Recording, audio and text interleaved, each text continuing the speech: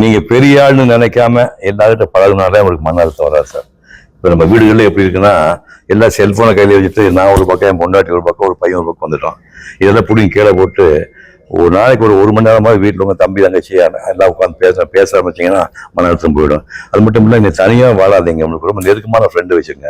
இப்போ சத்யராஜ் ஒரு சாமிலாம் சொல்கிறார், நான் சாமிக்கு சொல்கிறேன். நான் 2 பேரும் நிறைய சண்டை போட்டுக்குவோம். நான் நிறைய ஷேர் பண்ணியிருக்கோம். எந்த மாதிரி ப்ராப்ளம் வந்தால் ஷேர் பண்ணிக்குவோம். உங்களுக்கு உங்கள் வயசுக்கு தகுந்த மாதிரி ஒரு 4 ஃப்ரெண்ட்ஸ் வச்சுட்டிங்கன்னா, ஏதாவது மன அழுத்தமாக பிரச்சனை வருதுன்னா அவங்ககிட்ட ஓப்பனாக பேசுங்க. அது பேசும்போது உங்கள் பாரம் குறைஞ்சிடும். அது மாதிரி தனியாக மட்டும் வாழ முயற்சி பண்ணாங்க. இது சோஷியல் அனிமல் தான் மனுஷன்.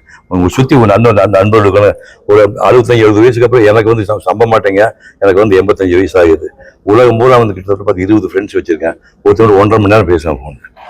ஃபோன் என்ன சார்ஜ் வரும்னு அது வேறு விஷயம். 1.5 மணி நேரம் ஃபோனில் பேசுவேன். அந்த அளவுக்கு அவன் தன்னுடைய மேட்டர் சொல்லுவான், நான் அவன் சொல்லுவேன். அந்த மாதிரி மன அழுத்தம்னா ஒரு காரணமே நீங்கள் தனியாக இருக்கிறீங்க. அது இருந்துட்டு நிறைய ஃப்ரெண்ட்ஸோட நீங்கள் எல்லாம் சரியாக போயிடும்.